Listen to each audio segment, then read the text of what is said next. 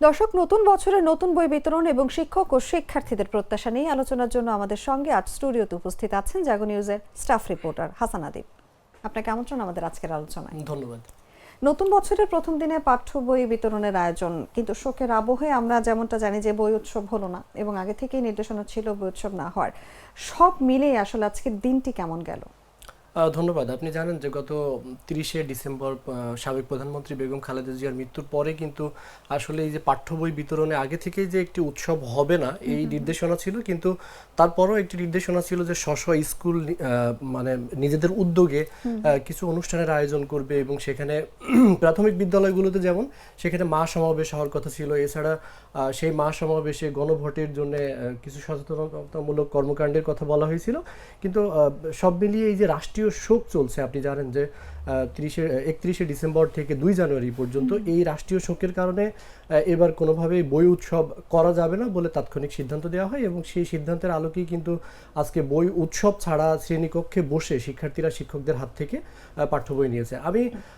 আপনি বলছিলেন যে কেমন গেল আসলে দিনটা। প্রথম দিনটা আসলে শিক্ষার্থীরা প্রত্যেকেরই প্রত্যাশা থাকে যে নতুন বই হাতে পাবে, কিন্তু কিছু শিক্ষার্থী বই পেয়েছে এবং কিছু পায়নি। এ কারণে শিক্ষার্থীদের মধ্যে আসলে মিশ্র প্রতিক্রিয়া আছে, কারো মন খারাপ আর কারো মনে উচ্ছ্বাস।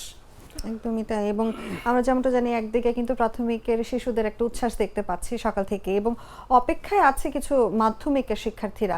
এর মধ্যে আংশিক বই পেয়েছে, আবার কেউ কেউ বই পায়নি। এই বিলম্বটা আসলে কেন হলো?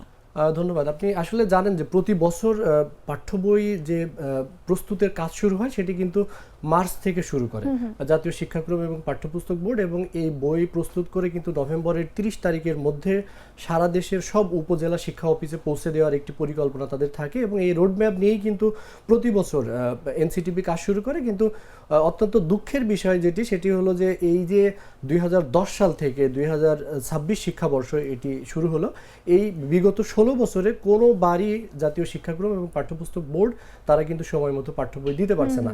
এর পেছনে বেশ কিছু কারণের কথা তারা বলে এবং প্রতি বছরই প্রায় একই ধরনের অজুহাত দেয়। সেটি হলো ছাপাখানার মালিক যারা আছে তারা বিভিন্ন সিন্ডিকেট করে প্রথম দিকে কাজ বিলম্ব করা হয় এবং দেরিতে কাজ করার একটি কারণ তাদের থাকে যে তারা শেষ সময়ে তড়িঘড়ি নিম্নমানের কাগজে বই ছেপে সেই বইটি সরবরাহ করে থাকে, তখন আর সরকারের বা এনসিটিবির সেটি তদারকি করার সুযোগ থাকে না। কিন্তু শিক্ষকরা এবং সংশ্লিষ্ট যারা আছে কিংবা শিক্ষা বোর্ডের পাঠ্যপুস্তক বোর্ডের সাবেক যারা দায়িত্বে ছিলেন তারা বলছেন যে আসলে এই প্রক্রিয়ার সঙ্গে একটি সরকার এবং ব্যবসায়ীদের একটি সিন্ডিকেট জড়িত, যেটি সরকারের শিক্ষা মন্ত্রণালয়, এনসিটিবি এবং ছাপাখানার মালিক যারা আছেন তারা প্রত্যেকেই সংশ্লিষ্ট এবং প্রত্যেকে মিলেই আসলে এই সিন্ডিকেটটা গড়ে তুলছে। আপনি জানেন যে পাঠ্যপুস্তক যে ছাপার কাজ চলে এটি কিন্তু ছাপা এবং বিতরণ মিলিয়ে প্রতি বছর প্রায় 3000 কোটি টাকার এখানে কার্যক্রম চলে। ফলে ব্যবসায়ী যারা মুদ্রণ শিল্পের সাথে যুক্ত আছেন তাদের কিন্তু প্রত্যেকের নজর থাকে এই পাঠ্য বই কেন্দ্রিক ব্যবসা করার জন্য। ফলে এখানে আসলে একটি সিন্ডিকেট আছে যেমন সত্য, একই সাথে সরকারের ব্যর্থতা আছে এবং সরকারের যে বলা যায় কঠোর যে পদক্ষেপ সেটির যে নমনীয়তা, তার কারণেই আসলে পাঠ্য বইয়ের বিলম্ব। এবারও আমরা দেখেছি যে প্রাথমিকের যে বই সেটি আসলে প্রাথমিক শিক্ষা অধিদপ্তর এনসিটিবির কাছ থেকে আদায় করে নিতে পেরেছে আমরা বলবো, আর মাধ্যমিকের যে বই সেটি শিক্ষা মন্ত্রণালয়ের দায়িত্ব ছিল এনসিটিবির কাছ থেকে আদায় করে নেওয়া, কিন্তু সেটি পারেনি। এবং এখানে শিক্ষা মন্ত্রণালয়েরও কিছু দুর্বলতা আছে বলে এনসিটিবি মনে করে, কারণ এনসিটিবি প্রথম যে দরপত্র আহ্বান করেছিল ষষ্ঠ, সপ্তম, অষ্টম শ্রেণীর পাঠ্য বইয়ের, সেই দরপত্র কিন্তু শিক্ষা মন্ত্রণালয় দুর্নীতির অভিযোগে বাতিল করেছিল। ফলে পুনরায় যখন দরপত্র দেওয়া হয়েছে এবং বই ছাপা শুরু করতে হয়েছে নভেম্বরের শেষে, তখন ঠিক 1 মাসের মধ্যে আসলে এই যে প্রায় 18 কোটি বই সেটি ছাপা শেষ করা যায়নি, যার ফলে আজকে কিন্তু মাধ্যমিকের শিক্ষার্থীদের হাতে সব পাঠ্য বই পৌঁছেনি, কোথাও কোথাও একটিও পাঠ্য বই পায়নি মাধ্যমিকের শিক্ষার্থীরা। যেমনটি বলছিলেন আপনি যে আসলে বিভিন্ন ধরনের অনিয়ম বা বিলম্বের কারণে আমাদের এই ধরনের বিলম্বিত কিছু পরিস্থিতির মুখে পড়তে হচ্ছে। আমি আপনার কাছে জানতে চাইবো যে নতুন বছরের শিক্ষা ব্যবস্থার প্রশাসনিক চ্যালেঞ্জ এবং সম্ভাবনাগুলো কি কি হতে পারে বলে আপনি মনে করেন? আমাদের শিক্ষা ব্যবস্থায় আসলে সবচেয়ে বড় চ্যালেঞ্জ হচ্ছে আমাদের কোনো ভালো শিক্ষাক্রম নেই। অর্থাৎ নতুন যে একটা কারিকুলাম করা হয়েছিল সেই কারিকুলামটা কিছুটা যুগোপযোগী করা হলো, বাংলাদেশের যে প্রেক্ষাপট সেই প্রেক্ষাপটে আসলে সেটি মানিয়ে নেওয়ার মতো না। এর কারণে সেটি কিন্তু ব্যর্থ হয়েছে এবং সেটি বাতিল করা হয়েছে এর মধ্যে, আপনি জানেন। এখন যদি বলা হয় যে বাংলাদেশের শিক্ষা ব্যবস্থায় আসলে মূল চ্যালেঞ্জ কি বা শিক্ষার মান বাড়ানোর জন্য কি করণীয়, তাহলে প্রথমেই সামনে আসবে যে একটি যুগ উপযোগী এবং বাংলাদেশের প্রেক্ষাপটে বাস্তবায়নযোগ্য একটি শিক্ষা কারিকুলাম প্রয়োজন, এবং সেটি এই অন্তর্বর্তী সরকার সেদিকে পা বাড়ায়নি। তারা বলছে স্বল্প সময়ে আসলে শিক্ষা নীতি বা শিক্ষা ব্যবস্থা প্রণয়ন করা সম্ভব নয়।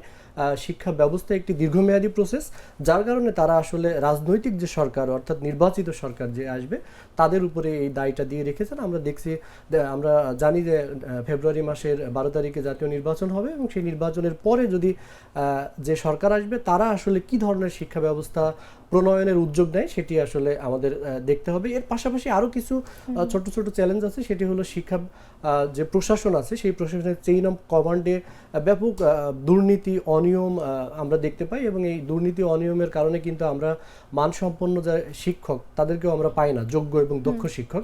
এবং এই শিক্ষকদের যে প্রশিক্ষণের একটি প্রকল্প থাকে কিংবা বিভিন্ন ধরনের মান উন্নয়নের যে প্রকল্পগুলো থাকে সেখানেও আসলে পুকুর চুরি করার মতো একটি লুটপাট চলে, যার ফলে আসলে যেখানে 7 দিনের প্রশিক্ষণ দরকার সেখানে 3 দিনের দিয়ে শেষ করা হয় এবং 7 দিনের যে অর্থ সেটি তুলে নেওয়া হয়। এ ধরনের দুর্নীতি বা অপকর্মের একটি ব্যাপার এখানে রয়েছে। এবং আর তার পাশাপাশি যেটি যে আসলে অভিভাবক এবং শিক্ষক দুই পক্ষকেই যে সচেতন করা সেটি শিক্ষা মন্ত্রণালয় থেকে এবং প্রাথমিক ও গণশিক্ষা মন্ত্রণালয় থেকে করতে ব্যর্থ হচ্ছে।